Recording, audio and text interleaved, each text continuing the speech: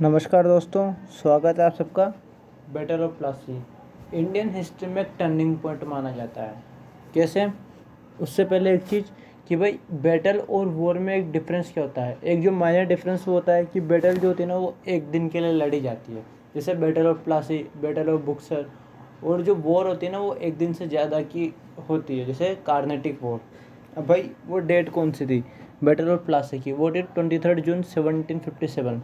कहा जाता है कि अगर ब्रिटिश ईस्ट इंडिया कंपनी ये बैटल ऑफ प्लासी हार जाती ना तो शायद वो कभी इंडिया पे राज नहीं कर पाती, मगर वो जीत गई और उस जीत के साथ उन्होंने सपना देखा पूरे भारत पर राज करने का। अब हुआ क्या? बैटल ऑफ प्लासी किस किस के बीच में लड़ी गई थी? ये लड़ी गई थी बंगाल के नवाब सिराजुद्दौला और ब्रिटिश ईस्ट इंडिया कंपनी के बीच में, जिसको लीड कौन कर रहा था? Robert Clive. अब भाई बैटल की शुरुआत कहाँ होती है कि एक बैकग्राउंड का बनता है कि होता क्या है। थोड़ा पीछे चल के देखते हैं तो क्या होता है। ईयर 1700 में औरंगजेब मुर्शिद कुली खान को बंगाल का दीवान बना देते हैं। अब दीवान क्या होता है? दीवान होता है कि भाई बंगाल स्टेट का जितना भी रेवेन्यू जनरेट होगा ना वो सब कौन कलेक्ट करेगा? मुर्शिद कुली खान। और सब इनके अंडर में जितना भी एडमिनिस्ट्रेशन वर्क होगा ना सब इनके अंडर में होगा। अब होता क्या है, इतना इम्पोर्टेंट वर्क है, पूरा एडमिनिस्ट्रेशन देखना है, रेवेन्यू कलेक्ट करना है, तो इसके लिए इनको ना एक अच्छी खासी ना आर्मी मेंटेन करनी पड़ती थी। अब जैसे ही कोई बंदा आर्मी मेंटेन करेगा तो ऑब्वियस सी बात है उसकी एक तरीके से पावर बढ़ जाएगी, उसका वर्चस्व बढ़ जाएगा। अब दीवान बनने के थोड़े टाइम बाद ही मतलब 1717 में एक दिक्कत हो जाती है। दिक्कत क्या होती है कि भाई औरंगज़ेब की डेथ हो जाती है। और इसी डेथ के साथ जो वहाँ के प्रिंस हैं, जो औरंगज़ेब के लड़के हैं या पूरी फैमिली है, उनमें ना वॉर ऑफ सक्सेशन स्टार्ट हो जाती है। वॉर ऑफ सक्सेशन मतलब क्या होता है कि भाई राजगद्दी के लिए युद्ध। और इसका फ़ायदा कौन उठाते हैं वॉर ऑफ सक्सेशन का? जो रीजनल स्टेट होते हैं। रीजनल स्टेट कौन कौन से थे उस टाइम पे? अवध हो गया, हैदराबाद हो गया, बंगाल हो गया, मारवाड़ मेवाड़ के और दिल्ली के आसपास के जो जाट किंगडम्स थे। इनको क्या लगा, इनको एक मौका मिल गया। मौका कैसे? कि भाई अब हम मुग़ल एम्पायर उससे अलग होकर एक खुद का राज चलाएंगे, खुद का एडमिनिस्ट्रेशन डेवलप करेंगे और अपने स्टेट को किसी के अंडर नहीं रखेंगे और एक खुद ही इसको मेंटेन करेंगे। और इसी वॉर ऑफ सक्सेशन का फ़ायदा उठाते हैं मुर्शिद कुली खान, जो ईयर 1717 में खुद को मुग़ल एम्पायर से सेपरेट कर लेते हैं और रूल करते हैं। और 1717 से ये रूल करते हैं 1727 तक। फिर जो अगले बंगाल के नवाब होते हैं वो होते हैं शुजाउद्दीन। शुजाउद्दीन कौन होते हैं कि ये जो मुर्शिद कुली खान है ना, इनके सन इन लो ये शुजाउद्दीन आपको दिखाता हूँ। ये जो ये है ना, ये है शुजाउद्दीन। ठीक है, शुजाउद्दीन कब तक रूल करते हैं? ईयर 1739 तक। अब होता क्या है 1739 फिर केवल एक साल के लिए, जो एक साल के लिए 1739 से लेके 1740 तक फिर कौन रूल करता है? ईयर 1739 से 1740 तक केवल सरफराज खान एक साल के लिए रूल करते हैं। और सरफराज खान कौन होते हैं? जो मुर्शिद कुली खान है ना, इनके बेटे होते हैं। अब होता क्या है, जो उस टाइम के बिहार के जो डिप्यूटी गवर्नर होते हैं ना, अलीवर्दी खान, वो क्या करता है कि है ना, जो सरफराज खान होता है उसको धोखे से मार देता है और ख़ुद बंगाल का नवाब बन जाता है 1741 में। अब ये जो पेंटिंग में मैं सर्कल कर रहा हूँ ना, ये है अलीवर्दी खान। अब जब मुर्शिद कुली खान का रूल था ना बंगाल में, तो जो यूरोपियंस तो आ चुके थे। यूरोपियंस क्या कर रहे थे कि अपने ट्रेड बिजनेस को ना, ट्रेड और कॉमर्स को एकदम बढ़ा रहे थे। तो उन्होंने मुर्शिद कुली खान के साथ एक बहुत सारी पॉलिसी साइन करी थी।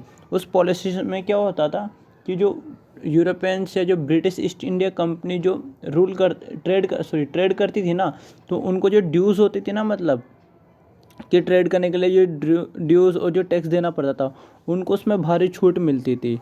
अब जब अलीवर्दी खान का रूल आया तो वो ड्यूज़ अलीवर्दी खान ने क्या करा, वो ड्यूज़ कैंसिल कर दी।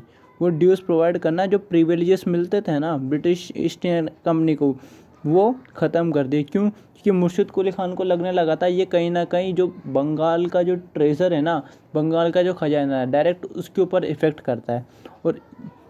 और जैसे अलीवर्दी खान ने ये जो प्रिविलेजेस ख़त्म किए, तो इससे ना ब्रिटिश ईस्ट इंडिया कंपनी में गुस्सा आ गया।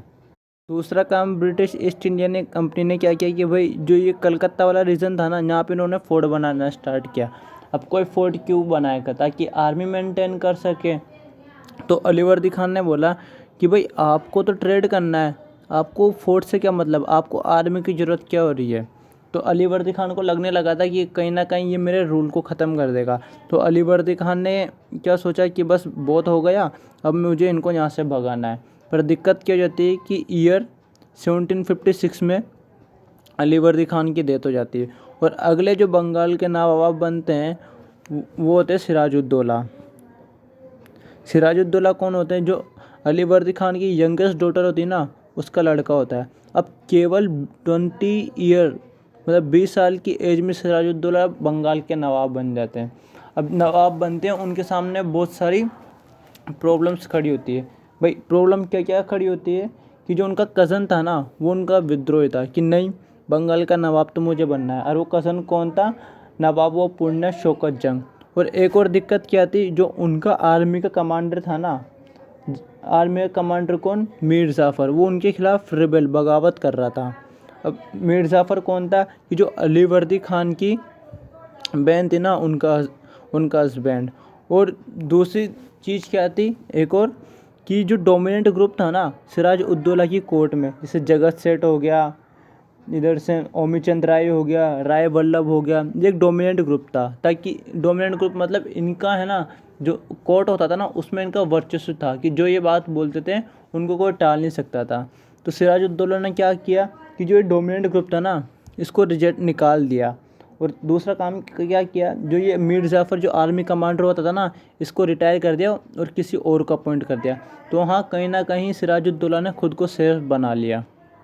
बैटल ऑफ प्लासी के लिए आखिरी चिंगारी कहाँ उठती है? तो क्या होता है, कृष्णादास नाम का एक दरबारी होता है सिराजुद्दौला की कोर्ट में। तो ये क्या करता है, सिराजुद्दौला का एक काफ़ी भारी खजाना है ना, एक काफ़ी अमाउंट ऑफ मनी ना लेकर भाग जाता है। और एक कृष्णदास कौन होता है? जो डोमिनेंट ग्रुप हुआ करता था ना सिराजुद्दौला की कोर्ट में, जिसमें से एक हुआ करता था राय वल्लभ। तो ये राय वल्लभ का लड़का होता है। तो ब्रिटिश ईस्ट इंडिया कंपनी क्या करती है कि जो कृष्णदास भागता है ना, इसका पैसा लेके सिराजुद्दौला का, तो British east India company Krishnadas को शरण दे देती है, अपने पास रख लेती है उसके बचाव के लिए, और उसको प्रॉमिस करते हैं कि हाँ आपको कुछ नहीं होगा। तो इससे आ जाता है भाई सिराजुद्दौला का गुस्सा। अब जब सिराजुद्दौला गुस्सा आता है ना, तो वो कहाँ अटैक कर देता है? जो कलकत्ता का फोर्ट विलियम्स हुआ करता था ना, फोर्ट हुआ करता था, तो वहाँ पे अटैक कर देता है। वो ब्रिटिशर्स के काफ़ी सारे आदमियों को मार देता है। तो इससे ब्रिटिश ईस्ट इंडिया कंपनी में गुस्सा आ जाता है। तो वो क्या करते हैं, ब्रिटिश ईस्ट इंडिया कंपनी अपनी हेल्प के लिए मद्रास से एक ट्रुप मंगाते हैं, आर्मी ट्रुप मंगाते हैं। तो उस ट्रुप की लीड कौन करता है? Robert Clive. तो रॉबर्ट क्लाइव आते हैं मद्रास से।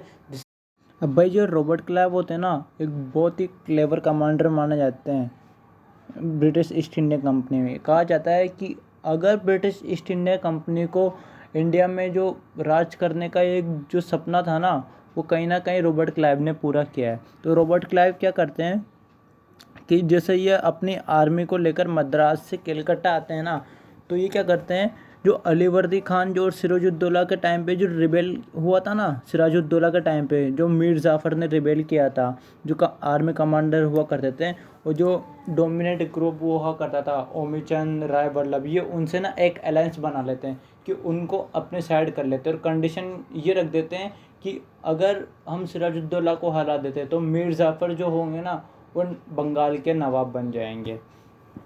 ठीक है। अब अलायंस हो गया कि भाई एक तरफ रॉबर्ट क्लाइव, मीर जाफ़र और बाकी जो डोमिनेंट ग्रुप था राय वल्लभ और ओमीचंद वाला, और एक तरफ सिराजुद्दौला अकेले। अब होता क्या है, 23 जून, थोड़ा नीचे आते हैं, ये 23 जून 1757 बैटल लड़ी जाती है। अब होता क्या है कि रॉबर्ट क्लाइव और मीर जाफ़र की एक छोटी सी सेना है ना, सिराजुद्दौला की 50,000 आर्मी को बर्बाद करके रख देते हैं। और मीर जाफ़र जो होता है ना, सिराजुद्दौला का मार देता है। और यहीं से और और इसी के साथ ब्रिटिश ईस्ट इंडिया कंपनी ये बैटल जीत जाती है। और जैसे ही वो बंगाल जीतते हैं ना, तो वो सोच लेते हैं कि भाई अब हम जो इंडियंस की जो नेटिव रूलर्स थे ना उनको आपस में लड़ा के नेटिव रूलर्स थे उनको आपस में लड़ा के भाई पूरे देश पर राज कर सकते हैं और अब हम ये करेंगे। फिर इसके बाद होती है बैटल ऑफ बुक्सर, जो भी एक बहुत इम्पोर्टेंट मानी जाती है, वो हम अपनी अगली वीडियो में कवर करेंगे। ठीक है दोस्तों, धन्यवाद।